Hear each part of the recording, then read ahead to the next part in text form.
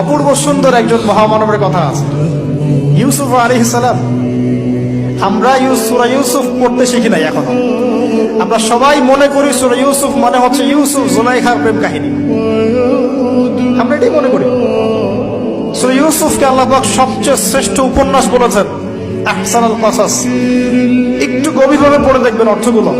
এটা ইউসুফ জুলাইখার প্রেম কাহিনী নয়, এটা ইউসুফ আলাইহিস সালামের সাথে তার বাবার মহব্বতের কাহিনী। এটা পিতা আর সন্তানের মহব্বতের কাহিনী। এত মহব্বত যে সন্তান 20 বছর আগে হারিয়ে গেছে, যে সন্তান কূপ থেকে রাজপ্রাসাদে, রাজপ্রাসাদ থেকে জেলখানায়, জেলখানা থেকে আবার মিশরের গভর্নমেন্ট মানে পলিটিক্যাল পাওয়ার এসেছেন।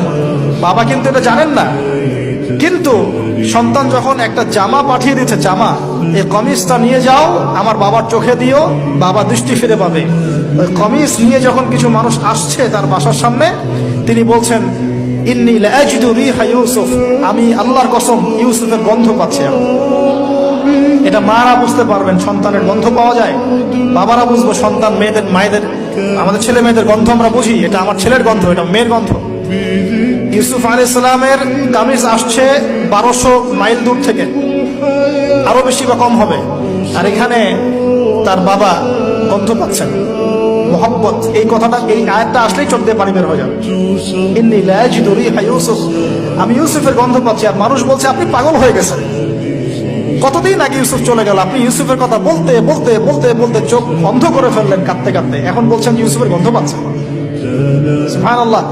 তো সূরা ইউসুফ পিতা আর সন্তানের প্রেম কাহিনী, মহব্বতের কাহিনী, ট্র্যাজেডি লাইফের।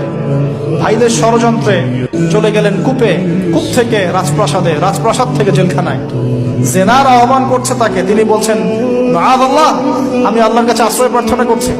এখানে আমরা সূরা ইউসুফ পড়তে গিয়ে ইউসুফ আলাইহিস সালামের বাহ্যিক সৌন্দর্য নিয়ে কথা বলি, তার চরিত্র, তার বাহ্যিক সৌন্দর্য অনেক বেশি সুন্দর।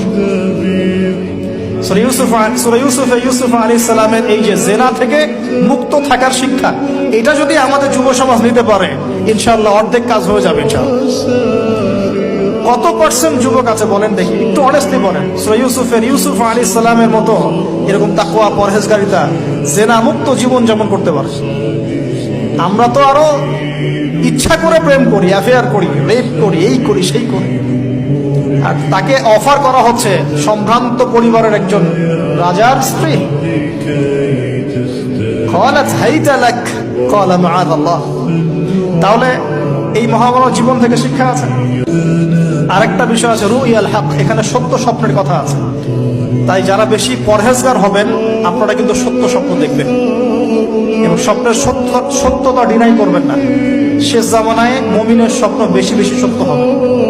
যদি সত্য স্বপ্ন দেখেন, ভালো স্বপ্ন দেখেন, প্রিয়জন, কোন প্রিয় মানুষকে বলবেন। যদি দুঃস্বপ্ন দেখেন, খারাপ স্বপ্ন দেখেন, কাউকে বলতে যাবেন। এখানে পড়লে আপনি দেখবেন কাফেরের স্বপ্ন সত্যি হয়েছে। আরেকটা স্ট্র্যাটেজি আছে সূরা ইউসুফে, এর আগে একটা লেকচারে বলেছিলাম। ইউসুফ আলাইহিস সালাম এমন অর্থনৈতিক পরিকল্পনা গ্রহণ করেছিলেন, যার ফলশ্রুতিতে মিশরের লক্ষ লক্ষ মানুষ দুর্ভিক্ষ থেকে বেঁচে গেছে।